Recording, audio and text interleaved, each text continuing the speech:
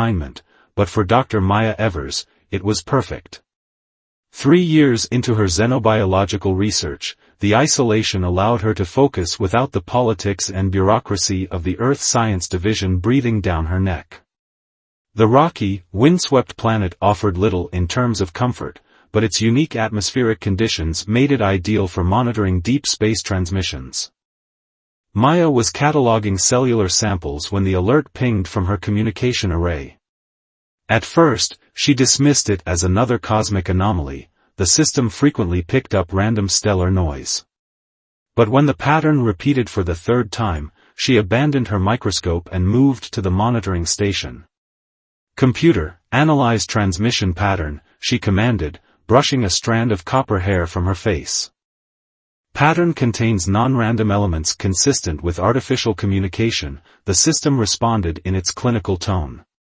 "Origin, Sector 47G, approximately 20 kilometers from current position." Maya froze. Epsilon 9 was supposed to be uninhabited except for her research station. Display visual of Sector 47G.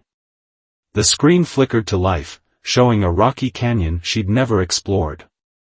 Something glinted at the edge, metallic and definitely not natural. The transmission repeated, a series of pulses that seemed oddly familiar, almost like. "It's a distress signal," she whispered, recognizing the universal pattern used by space travelers throughout the known systems. Protocol demanded she report any unexpected contact to Earth Command before taking action. But the transmission had an urgency that made her chest tighten. By the time Command responded, it could be too late. "Computer, prepare the rover. I'm going to investigate." 30 minutes later, Maya guided her rover through the narrow canyon passages, following the strengthening signal. As she rounded a final bend, she stopped abruptly, ducking low in her seat.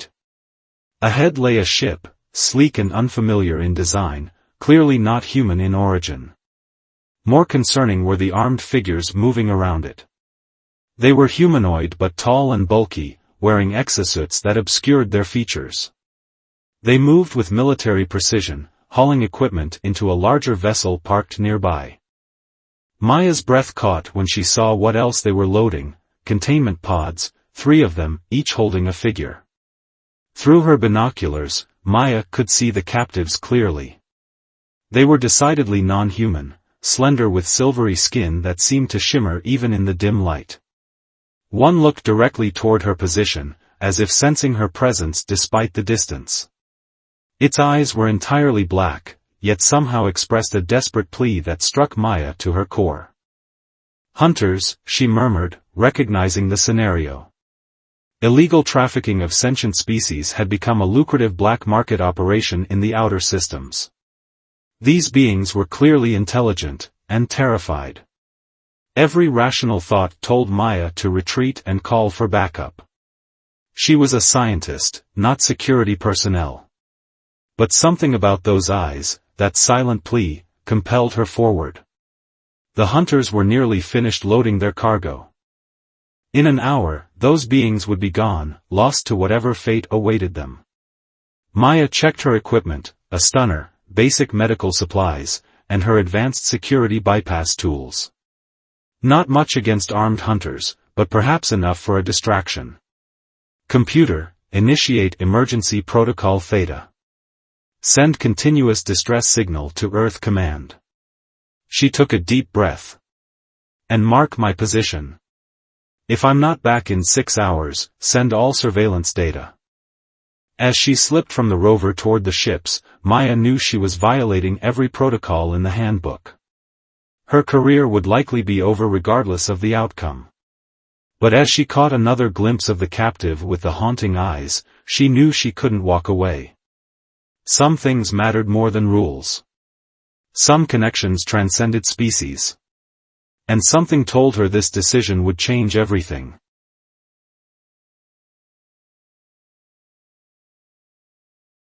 Containment pod. Her heart hammered against her ribs, a bead of sweat trailing down her temple despite the frigid air.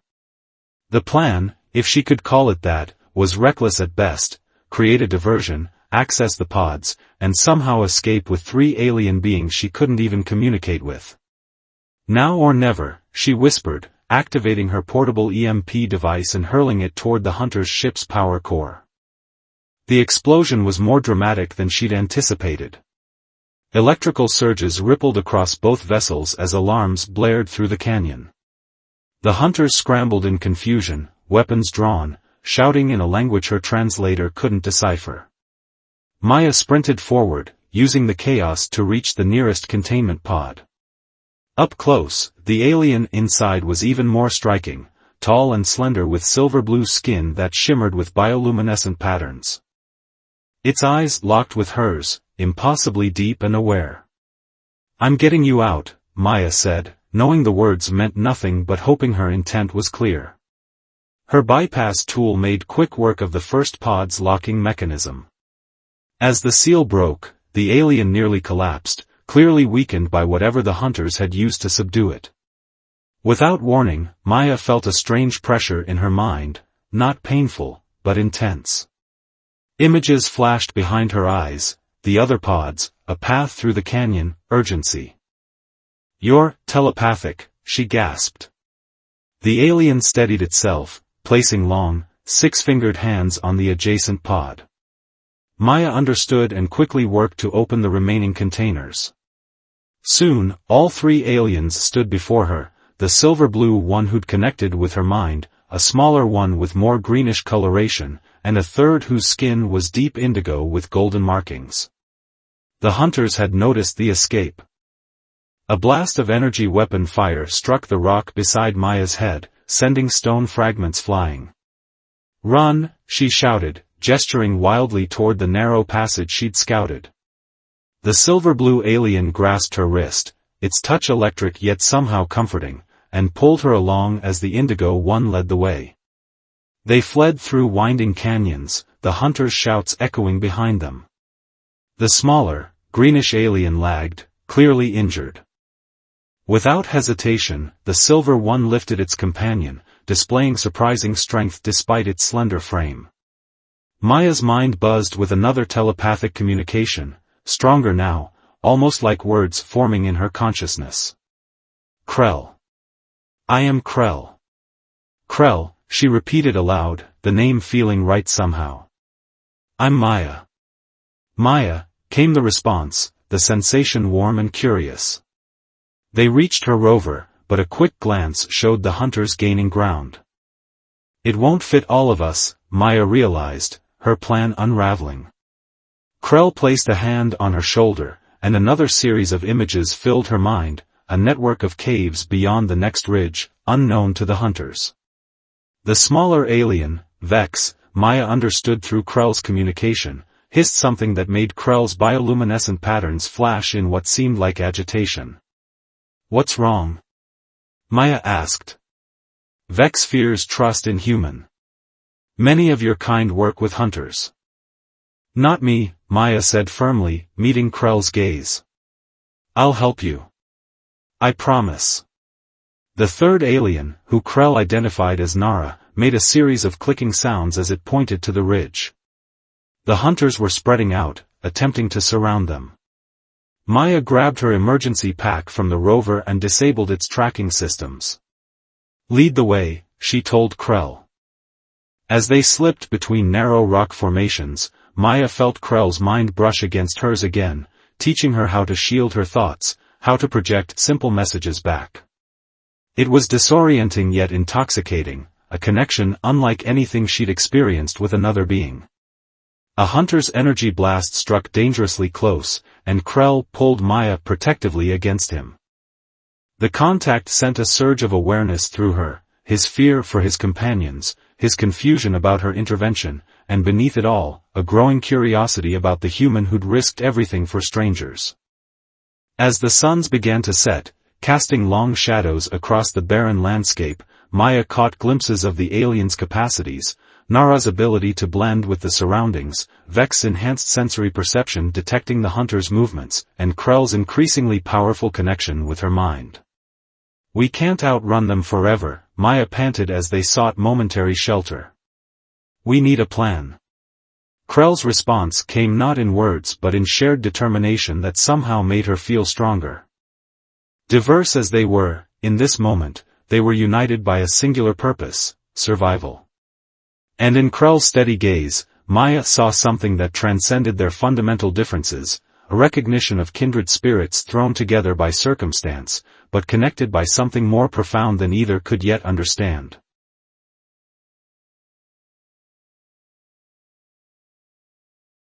Against the purple-hued sky. Maya scanned for signs of life as they approached, but the structure had clearly been deserted for decades. "It should be safe here," she said, her voice rough from exertion. They'd traveled through the night, the hunters never far behind. Krell's telepathic presence had become a constant in Maya's mind, not invasive, but comforting, like background music that occasionally swelled with meaning. Through their evolving connection, she'd learned more about his species, the Lyra-T, peaceful explorers from a distant system who'd been ambushed by the hunters during a scientific expedition. "Place has power?" Krell's question formed in her thoughts as they entered the facility. Power? Maybe. Maya found an ancient control panel.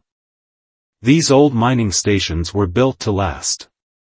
If I can reroute the emergency systems. Her fingers worked deftly across the interface. Moments later, dim lights flickered to life, and the heavy doors groaned shut behind them. Nara, the indigo-skinned alien, moved through the space with silent grace, examining the strange human architecture.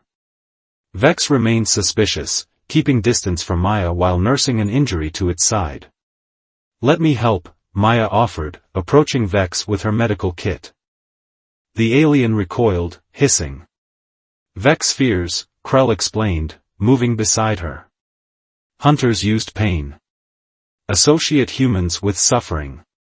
"I'm not like them," Maya said, the frustration evident in her voice. Krell's fingers brushed her temple, and suddenly she felt a rush of alien memories, the terror of capture, the clinical cruelty of examination, the helplessness. Her eyes watered with shared pain. "No, you different," Krell conveyed. "Time needed for others." As night deepened, Maya found emergency rations and water purifiers. They gathered in what had once been a command center, sharing the strange meal in silence broken only by Nara's occasional clicking sounds, which Krell explained were expressions of gratitude. Later, as the others rested, Krell found Maya staring at the communications array she'd managed to partially repair. "I should call for help," she said, though the words felt hollow. Earth Command would quarantine the aliens at best, study them at worst. Either way, their freedom would end. "Show me your world," Krell requested, sitting beside her. His proximity sent a strange flutter through her chest, something beyond the telepathic connection. Maya hesitated, then nodded. Krell's slender fingers rested lightly against her temples, and she opened her memories, Earth's oceans and forests, her childhood home, her years of study, her isolation on Epsilon 9. In return, he shared visions of his homeworld, massive crystal formations that captured and refracted light in dazzling displays, communities built around shared consciousness, the joy of discovery that drove the Lyra-T to explore distant stars. "Beauty in difference," Krell observed, his mental voice filled with wonder. "Yet sameness too." "Yes," Maya whispered, aware of how close they'd moved, drawn together by the intensity of shared experience. Krell's bioluminescent patterns shifted to a soft blue glow. Maya felt his curiosity about human touch, about the pink flush spreading across her cheeks, about the quickening of her pulse when their eyes met. "The hunters will find us eventually," she said, pulling back slightly. "We need to keep moving." "Direction?" Krell asked. Maya gestured to a map display. "There's a communication relay station 50 kilometers north. If we can reach it, we might contact a passing transport, someone not affiliated with Earth Command." Krell's hand covered hers on the console, his touch sending a small shock of awareness through her system. The connection between them deepened, revealing not just thoughts but emotions, his growing trust, his fascination with her, and something else, a protective instinct that felt surprisingly similar to human affection. "We'll stay with you," he promised. "We'll protect."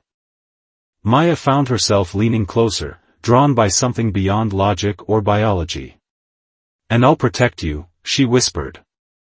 As exhaustion finally overtook her, Maya drifted to sleep with her head resting against Krell's shoulder, their minds still faintly connected. In that twilight state between consciousness and dreams, boundaries blurred, species, worlds, the very concept of self and other, leaving only the certainty that whatever awaited them, they would face it together.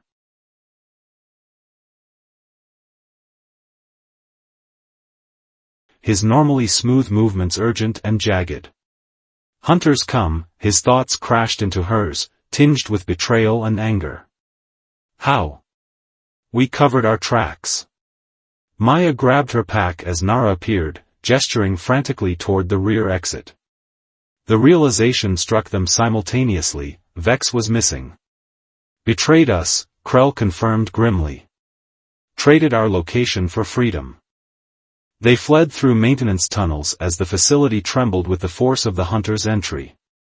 Maya's mind raced alongside Krell's, their thoughts intertwining as they formulated escape routes. The connection between them had strengthened overnight, allowing more complex communication and shared awareness. "The Northwest Passage leads to a ventilation shaft," Maya said, recalling the facility schematics. "We could reach the surface undetected." Nara clicked rapidly, pointing upward. Above them, heavy footsteps marked the hunters' progress. "Too many," Krell conveyed. "Fight inevitable." Maya stopped abruptly. "Then we choose the battlefield." Her sudden strategy flowed directly into Krell's consciousness: the geothermal controls, the unstable cavern system beyond the facility, the possibility of trapping their pursuers. Krell's eyes widened, his admiration of her tactical thinking evident in the bright pulse of his bioluminescence. "Dangerous," he cautioned, though she felt his agreement forming. "Everything about this is dangerous," Maya replied, squeezing his hand. The contact intensified their mental link, creating a feedback loop of determination and something deeper that neither acknowledged but both felt growing. They separated, Maya to the control room, Krell and Nara to lead the hunters toward the designated cavern. The plan required perfect timing and trust. As Maya raced through corridors, she felt Krell's presence in her mind like a tether, keeping them connected despite the distance. She reached the geothermal controls and worked furiously, overriding safety protocols. The facility had been built above a network of thermal vents, once used for energy harvesting. Reactivating them would destabilize the specific cavern section where Krell and Nara would lead the hunters. Through Krell's perception, Maya sensed the hunters closing in. They were communicating with someone, Vex, she realized with bitter disappointment. The smallest alien stood trembling beside one of the larger hunters, clearly regretting the betrayal but too terrified to resist. Now, Krell's urgent prompt reached her as he and Nara entered the target zone. Maya initiated the sequence. Immediately, the facility shuddered as ancient machinery awakened. Steam erupted from vents as pressure built in the thermal system. She ran toward the rendezvous point, following the mental beacon of Krell's presence. As she rounded the final corner, a hunter stepped from the shadows, weapon aimed at her chest. Maya froze, a surge of panic flowing through the telepathic connection. In an instant, Krell appeared, moving with supernatural speed. His normally gentle features contorted with protective fury as he launched himself at the hunter.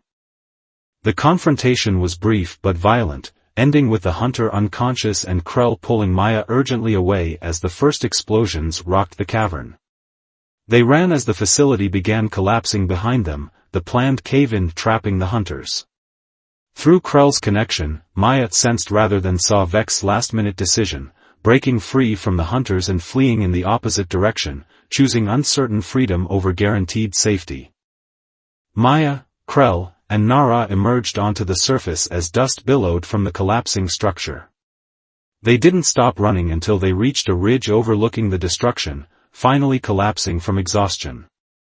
In the aftermath, as they caught their breath under the alien sky, Maya became acutely aware of Krell beside her. His silver-blue skin was smudged with dirt, his tall frame hunched with fatigue, yet he'd never seemed more magnificent to her. He'd fought for her, not just for escape, but for her specifically.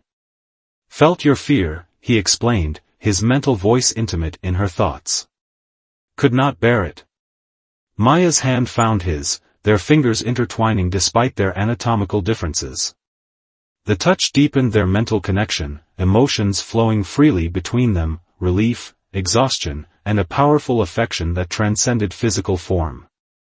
Nara made a discreet clicking sound and moved away, sensing the intensity of their exchange. Alone in the growing dusk, Maya and Krell faced each other. Words, spoken or telepathic, seemed insufficient. Instead, they leaned forward simultaneously, their foreheads touching in a gesture that bridged their worlds. The connection blazed between them, more intimate than any physical contact Maya had ever experienced with another human. In that moment of shared consciousness, differences of species and origin fell away. There was only this connection, a recognition of kindred spirits finding each other across the vast emptiness of space.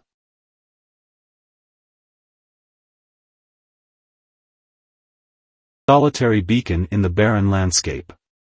After 3 days of cautious travel, Maya, Krell, and Nara had finally reached their destination. Inside, Maya worked to establish a connection, her fingers dancing across the antiquated controls. The telepathic link with Krell had become so natural that they worked in perfect synchronization, him anticipating her needs and passing tools before she asked for them. "This might actually work," Maya said as the system hummed to life. "If I can boost the signal strength." Nara stood guard by the entrance, its adaptive skin camouflaging against the metal walls. The indigo alien had grown more protective of both Maya and Krell, recognizing the profound bond forming between them. As Maya broadcast the emergency signal on frequencies used by independent traders, she found herself hesitating over the message content. She'd been about to identify herself as an Earth Command scientist, but the words stuck in her throat. "Uncertainty troubles you," Krell observed, his thoughts gentle in her mind. "If I go back?" Maya began, then shook her head. "Earth Command won't understand what I've done. They'll see your people as specimens, not sentient beings with rights." "Come with us," Krell suggested, the suggestion flowing naturally between them. "To stars. To freedom." The possibility hung between them, breathtaking and terrifying. Leave humanity behind? Journey to worlds no human had ever seen? The scientist in her thrilled at the prospect even as another part hesitated. "I don't know if I can," she whispered. Krell's response wasn't words but a series of memories and sensations, the vastness of space seen through Lyra T eyes, the wonders of his homeworld, and threading through it all, his growing devotion to her. The communication system suddenly crackled with response, a trading vessel, 3 days from their position, willing to provide transport in exchange for salvage rights to the abandoned relay station. "They've agreed to take us," Maya told Nara, who responded with pleased clicks. That night, as they camped under Epsilon 9's 3 moons, Maya found herself standing apart, staring at the stars and contemplating the choice before her. Krell approached silently, his bioluminescent patterns glowing softly in the darkness. Without words, he extended his hand, an invitation rather than a demand. Maya took it, and their consciousness merged more completely than ever before. She experienced the full depth of Lyra T connection, not simply communication but a sharing of essence, of being. In that profound joining, she understood that what had grown between them wasn't just alien fascination or gratitude for rescue, but something their different species shared, the capacity for deep, transformative love. "No pressure to choose," Krell assured her, though she sensed his hope. "Understand ties to your world." "My ties were already broken," Maya admitted. "I came to Epsilon 9 to escape, not to connect. Until I found you." Dawn broke as they stood together, their decision crystallizing in shared consciousness. When the trading vessel arrived, Maya transmitted her final report to Earth Command, her research findings, her discoveries, but nothing of the Lyra T or her destination. That chapter was closed.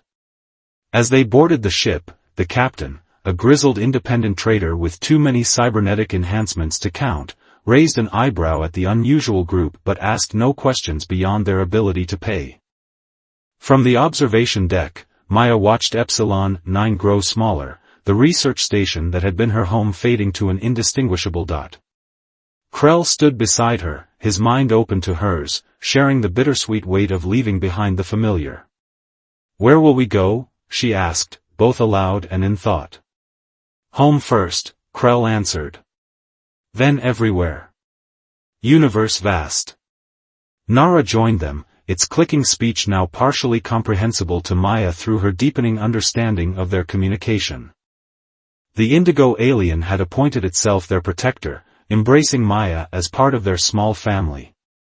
As the ship entered hyperjump, Maya felt the last ties to her old life sever. Yet there was no regret, only anticipation. Through their connection, Krell showed her images of the Lyra T homeworld, its crystal cities and telepathic communities, and how she might serve as a bridge between their species, the first human to truly understand the Lyra T consciousness. But more intimate visions followed, a shared future, the blending of their different forms of awareness, the possibility of deep connection that transcended physical differences. In the telepathic exchange, Maya sensed Krell's complete acceptance of her, human body and mind, just as she had accepted him in his alien form. Beginning, not ending, Krell assured her as the stars streaked past the viewport. Maya leaned against him, their minds and bodies finding comfortable alignment despite their different biologies. "I never imagined first contact would lead to this," she said with wonder. Krell's response flowed directly into her consciousness, not words exactly, but a complex emotion that conveyed belonging, protection, and devotion. The closest human approximation would be love, but it was more, a recognition of souls connecting across the vast improbability of space and time. As the ship carried them toward distant stars, Maya understood that she hadn't just saved the aliens from captivity, they had rescued her too, from an isolation deeper than any planetary outpost. In reaching across the divide between species, she had found not just new knowledge, but a new home. And in Krell's luminescent gaze, she saw infinite possibilities unfolding before them, a future where differences became strengths and connection transcended the boundaries of world, form, and origin. Beyond the stars, they had found each other. And that was just the beginning.